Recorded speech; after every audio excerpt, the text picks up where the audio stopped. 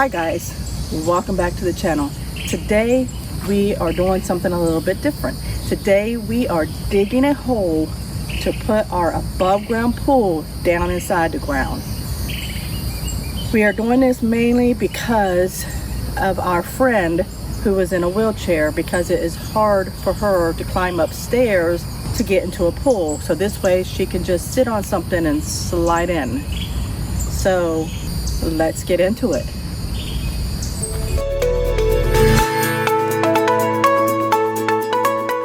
Also, you'll notice today in our video that our neighbor who helped us with the fence is back helping us dig the hole. How about this? Is it deep enough?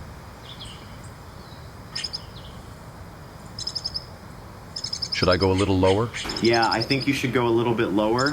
Oh, because you're supposed to be doing it from up here, not down there. Should be 2 feet from the ground. You did it from that ground level. I mean, like, well, this is fine. See this here? Uh-huh. You can dig here.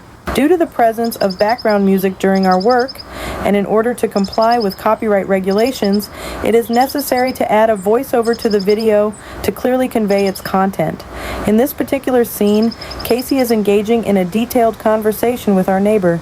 He meticulously outlines the specific instructions for digging the hole, including the precise dimensions, the desired depth required for the pool installation, and the importance of maintaining straight edges and consistent measurements. Casey also emphasizes the need for proper alignment with the pool's planned layout to ensure structural integrity and aesthetic appeal.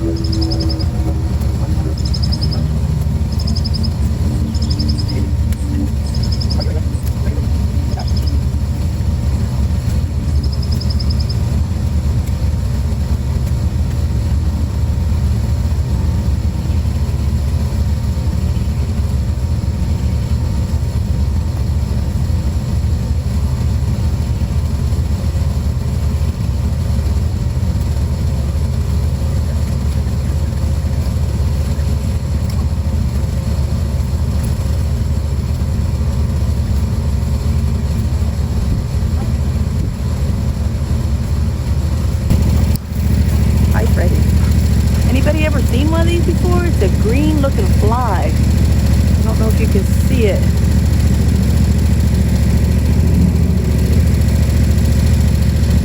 Let me see if I can get it on my other finger.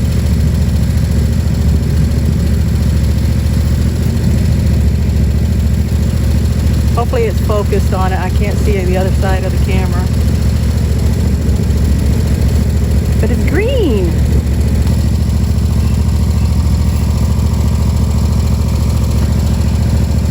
think I got it.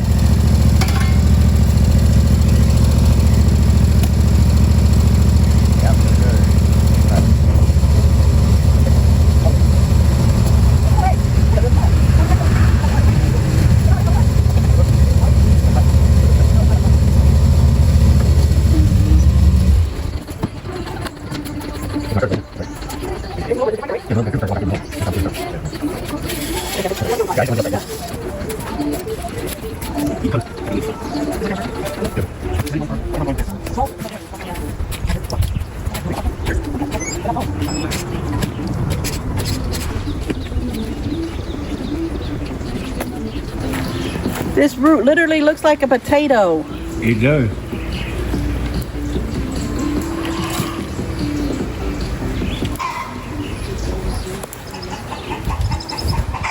It's from weeds.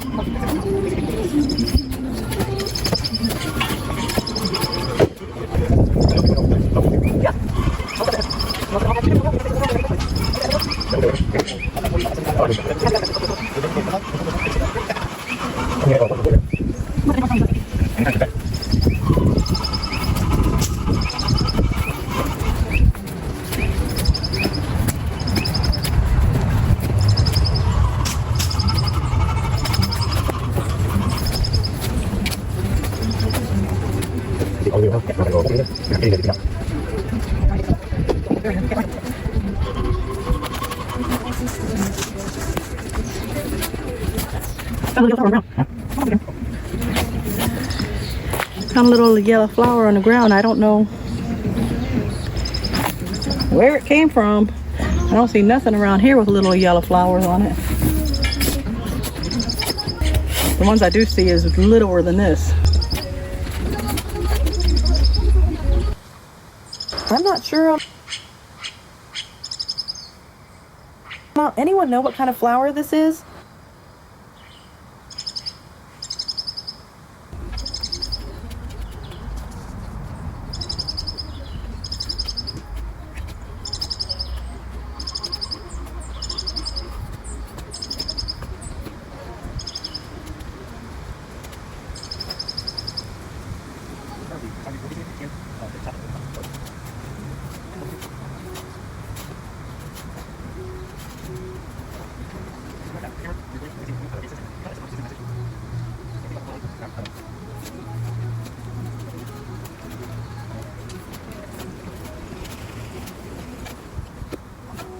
Digging this hole turned out to be an unexpectedly enjoyable and fulfilling experience, not just because of the task itself, but due to the strong sense of togetherness it fostered. The process involved more than the simple act of digging. It was a team effort that required collaboration, patience, and mutual encouragement. Removing stubborn roots of weeds and resilient tree roots became opportunities for us to rely on one another's strengths, sharing strategies, and lending a hand when the work grew tough. What stood out the most was how every challenge, like tangled roots or stubborn patches of soil, brought us closer together.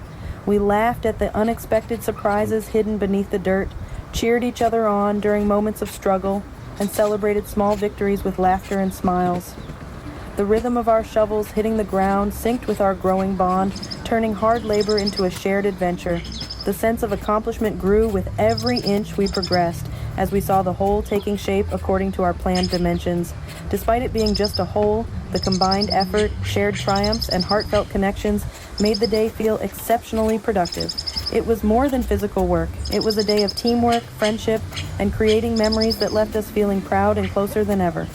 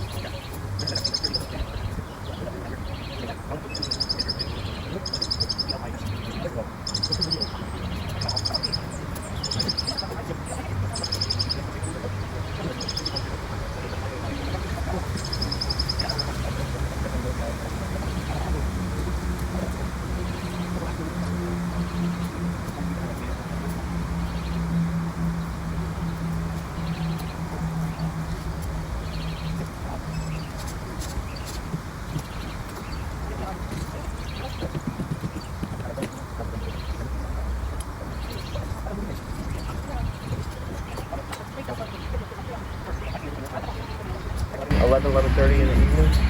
And I'm driving back to at the Y where it splits. But I seen it before that, and all it looked like was a hole in the sky at first. I don't know if you've ever seen something that looked like a hole in the sky, but I remember when I was younger, we seen the Bob Hale comet in Anthony, and it looked like a hole in the sky. And at the time, we didn't know what it was until it came out in the news that the comet had passed by. And it was just so unusual that it was like, it just looked like in the darkness that there was a hole.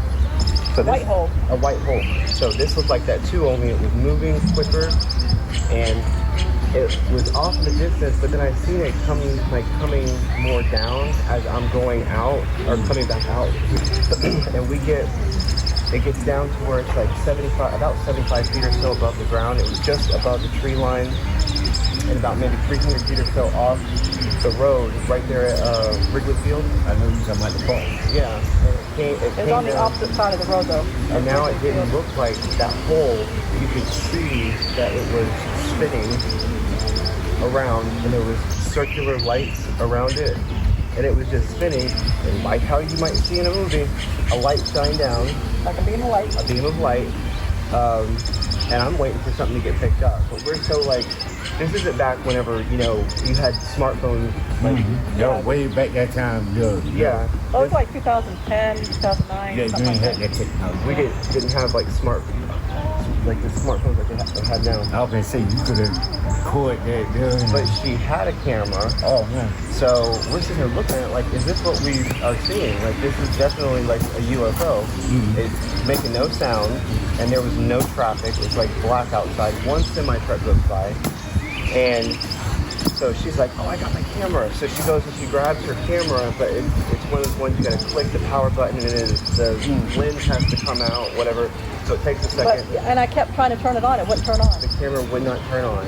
And then once it finally turned on and she goes up, I'm like, it's As soon as I Maybe go they up like shot it that, the light beam come up and it was gone. no noise at all, just like, probably like kind of like how these Tesla cars are with they don't have like a standard combustion engine in them.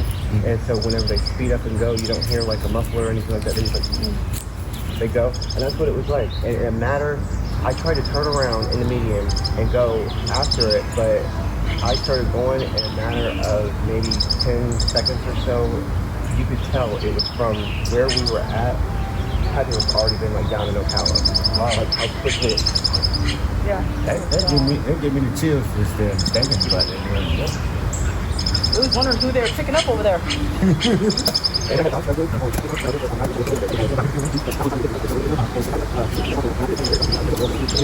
Right. but we've seen it, but don't have any proof that we've seen it. Yeah, That's the thing.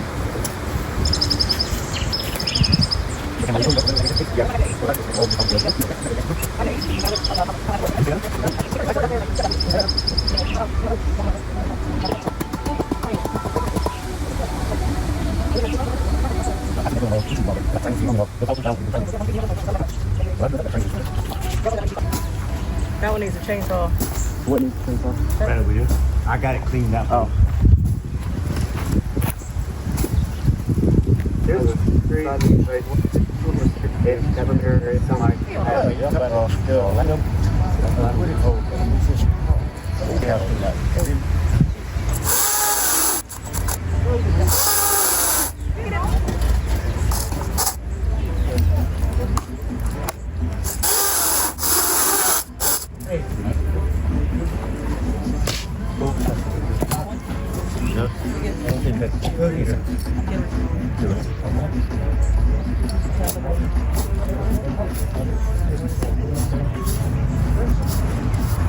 Find it. Adder. Bring.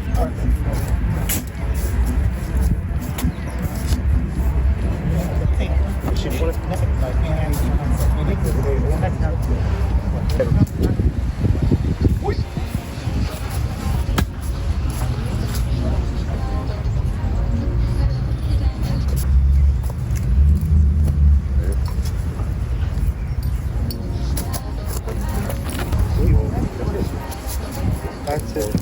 He wants it. There you go.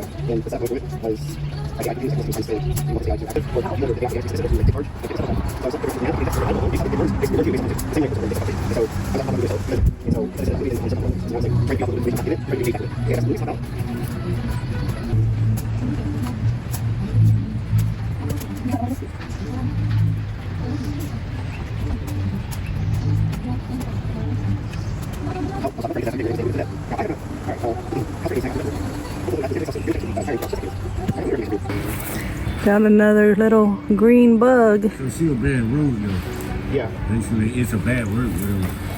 Wow. Tommy,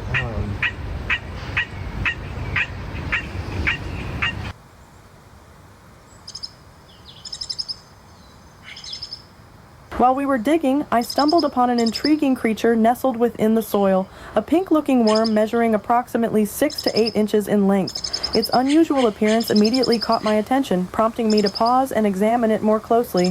The creature had a smooth, shiny texture with a slightly translucent hue, and its slender, elongated body moved in a slow, sinuous manner. Curious to identify this peculiar find, I decided to look it up. After some research, I discovered that it was not a worm at all, but an underground blind snake, a fascinating species adapted to life beneath the Earth's surface. This snake is unique for its small size, pinkish coloration, and near total blindness, relying on its sense of touch and subtle vibrations to navigate through the soil. Learning about its specialized lifestyle and ecological role added an unexpected layer of interest to our digging adventure, transforming a simple task into an educational experience.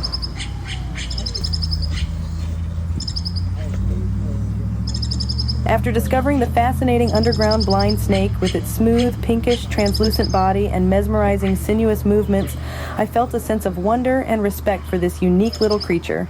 Wanting to give it the best chance to thrive, I gently picked it up with care and decided to release it back into nature, hoping it would find a new home underground. I carried the snake carefully over to the chain link fence that borders our yard, choosing a spot where the soil looked soft and inviting. With a final glance at the intriguing little reptile, I placed it gently on the ground, wishing it well on its journey. Satisfied, I walked over to the other side of the yard to check on something in my garden area, feeling good about having done the right thing. A few minutes later, as I returned, I was met with an unexpected and bittersweet update. I was told that shortly after I'd walked away, an owl, one of the regular visitors to our property and the neighboring trees, swooped down with silent precision, snatching up the snake and taking off into the sky. The owls around here are magnificent, their presence a constant reminder of the natural cycle of life. While it was a bit disheartening to realize the snake's freedom was short-lived, I couldn't help but appreciate the raw beauty of nature's balance at play. It was a vivid reminder of how interconnected all creatures are, each playing a role in the tapestry of life around us.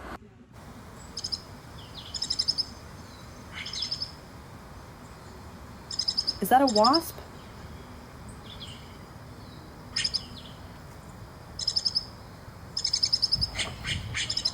I don't know what that is.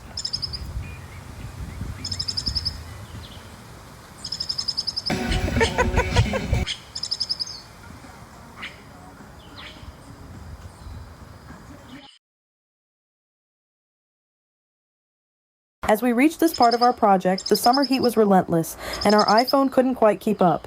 It overheated and was on the brink of shutting down completely.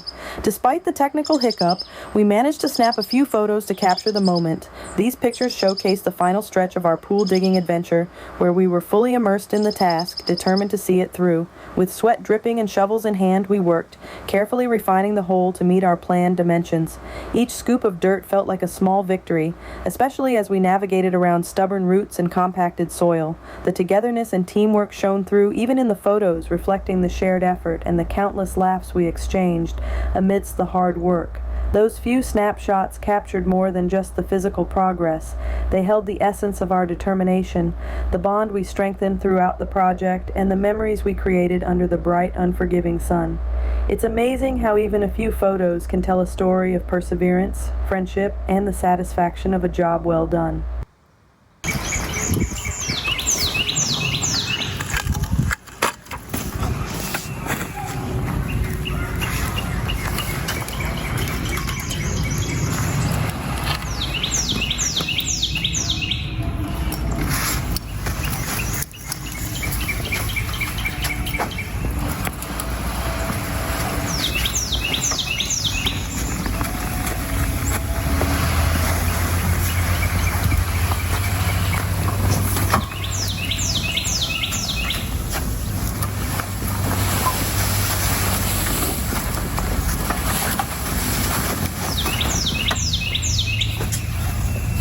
Alright, swing it over that way a little more.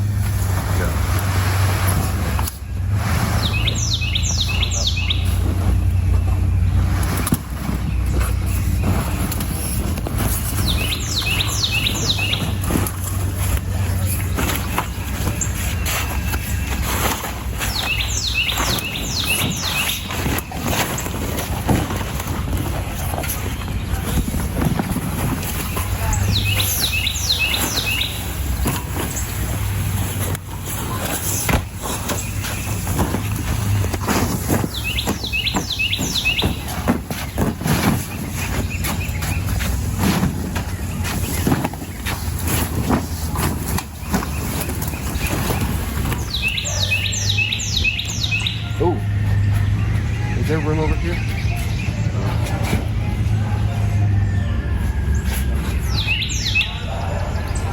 Too much room?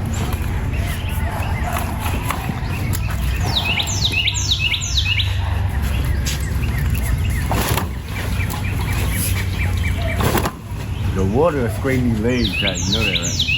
It's not that. That's it. This one here.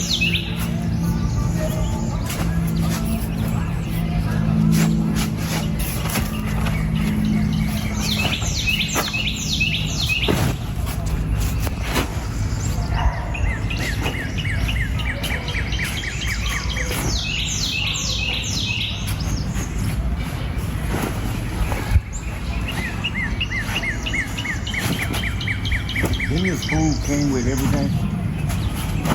Yeah. What happened to the stuff with you? It's in a, Oh no, that's just for the hose. no, Oh, the the hose. water, just a water hose. What is it? You said it was 25 foot? Mm-hmm. Hopefully, that's not more than 25 feet. Right around? Yeah, because what we're talking about here is to take it out all the way around the pool to back it out.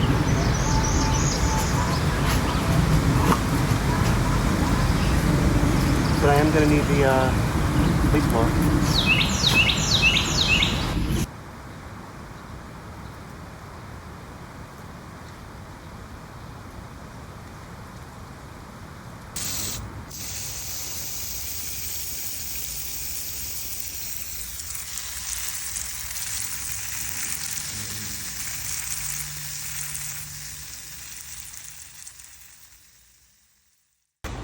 Okay, so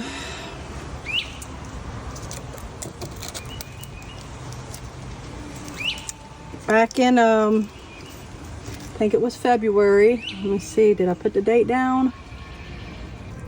Back in the end of February or the beginning of March. I can't remember exactly what day because apparently I forgot to put the date down.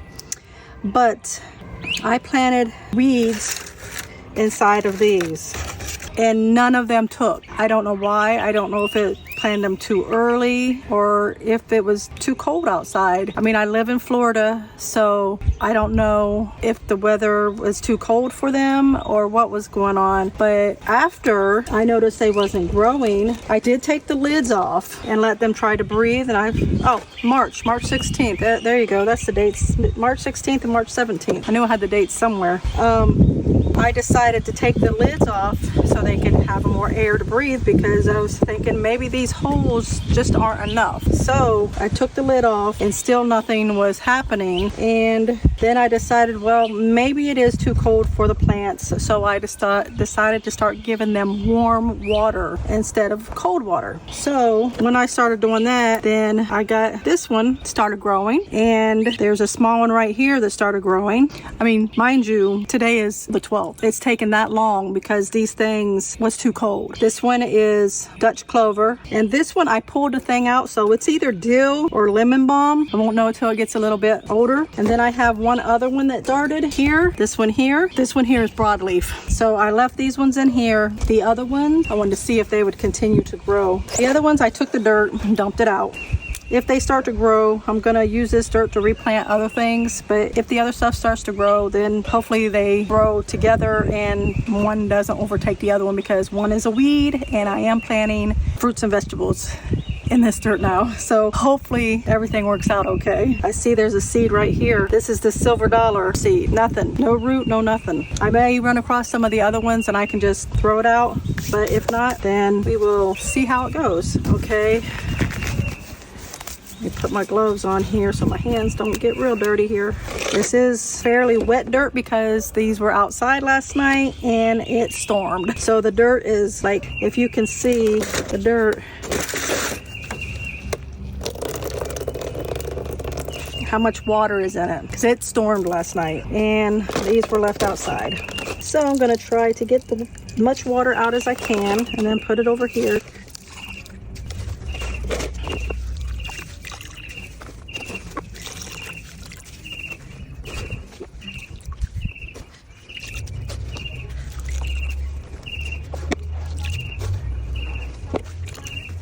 Okay, we'll just dump this out.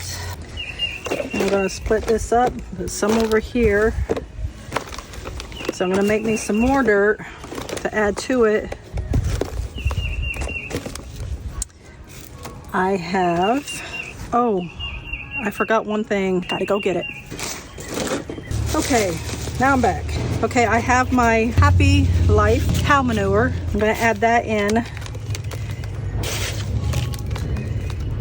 Have some in both.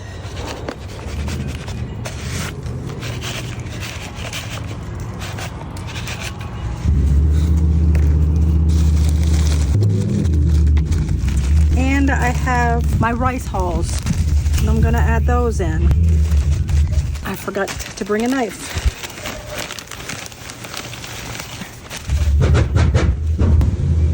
My neighbors are letting everybody know that they are out and about and awake.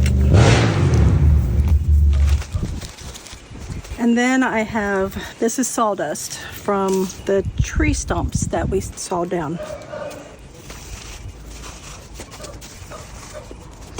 And I'll mix all this together. Make a mess, like I'm doing, making a mess. Mix this one together.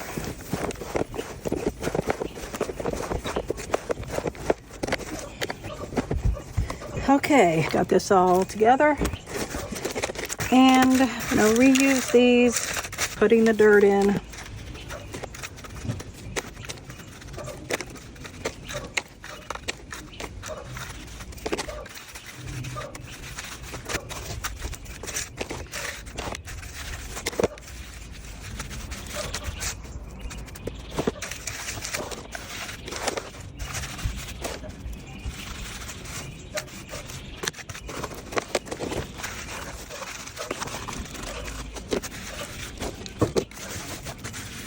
Looks like I'm going to have a lot more, which I knew I would. That means I can get my other containers and plant something in those.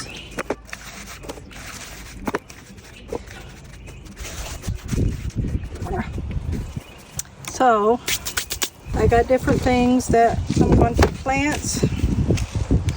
Let me see what's in here. Okay. Maybe it seems like that I am the only one in my house that likes watermelon. So I will plant a couple of those. I don't want to plant too many because I don't want them to go bad.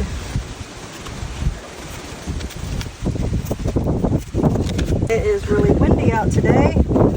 Maybe I'll plant 3, and whatever comes up, if it's a lot, then I have family that likes watermelon. So I'll go ahead and plant them down in here and cover them up.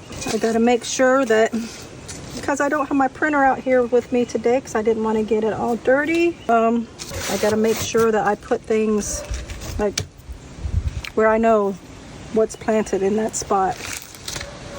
Now I love sugar snap peas, so I'm gonna plant a few of those, maybe quite a few of those, because I love them in my stir fry, in my salads, and I can just eat them by themselves. So I will plant quite a few of those. Oh, that one went on in there all by itself. It knew where it had to go. Okay, put one down in each hole. That one didn't fall. Okay, now cover it up.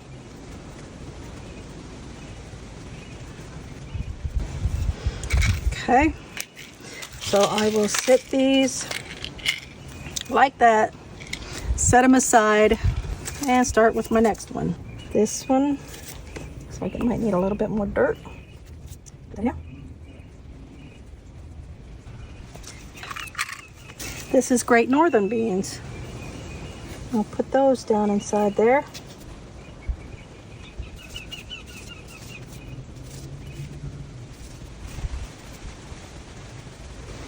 And cover it up.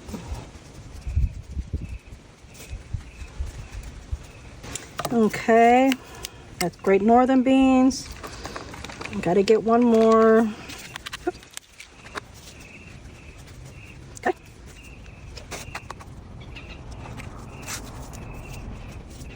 Got to have my lettuce. These things are smaller, so the holes aren't as deep. And put a few in. Then when they come up, then you can cut them to where you only have one in each spot until it's big enough to be transplanted. And cover it up. It's okay if some of the seed is on top because they are small. And I will put that there so I know what it is. And got my carrots.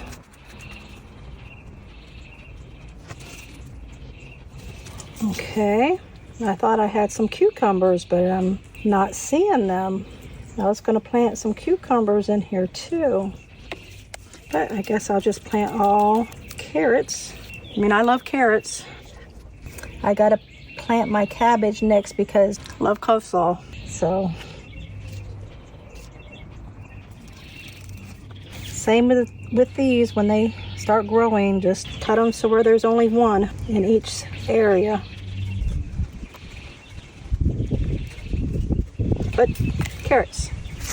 And this next one, I have other things, but I want to plant this one other thing. It is going to be cabbage. There it is. I found it. Oh, I just seen the cucumbers. I knew I had some. Okay, so I'm going to half and half this one, cucumbers and cabbage. So okay, go ahead and make the holes for the cucumbers as well. Okay.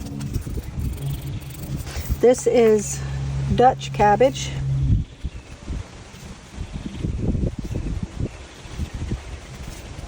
Okay, and the cucumbers. I already have some of this stuff growing in my garden, but you can't get enough of it. Got to make sure you have it for a while. So go ahead and put those in there. Okay. Now I'll put this one in here. What is that? Great Northern beans. So I will put we'll put this one in there. The sugar snap peas and the watermelon. And Put the Dutch cabbage and the cucumbers and the carrots in this one. And I will put the iceberg lettuce in with the broadleaf. Now, I'm not near the water hose because I had to come here on the other side of the property because my neighbors were playing their music really loud and didn't want to get a copyright strike on this. So I brought bottles of water and we're gonna water them down.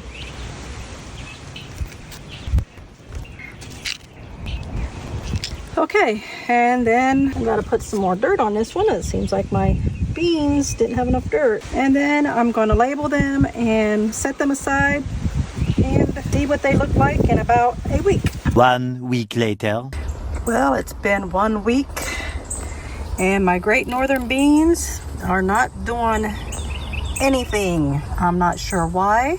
My carrots have started to come up and my sugar peas are doing better than the carrots and the great northern beans. My lettuce is coming up. I did go through and take out all the ones and left one for each spot here. So, because there was multiple ones in each one of them that had grown up. I guess I missed one over here. Yeah, they're doing pretty good, but what is doing the best, I think, is the cabbage and the cucumbers. That's the cabbage and that's the cucumbers. They're doing the best. And that's a weekend, so I did hear about a method, which I am new to this gardening thing, just if nobody knew.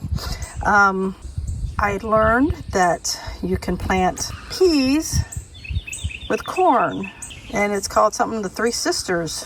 I don't remember what the other item is that you can plant, other items that you can plant with them, but I'm definitely going to plant my sugar peas with the corn stalks so that they can grow up the corn stalks so that I don't have to get a trellis. So that'll be good. I wish I would have known that sooner. No one ever told me this over the years, that when I have been growing stuff, hopefully my great northern beans will be starting to sprout. They must take longer to germinate, or they all were duds. That's going to be all for our video today. Go ahead and give us a like and leave a comment down below. And if you like our content, go ahead and give us a subscribe. We'll see you next time. Bye.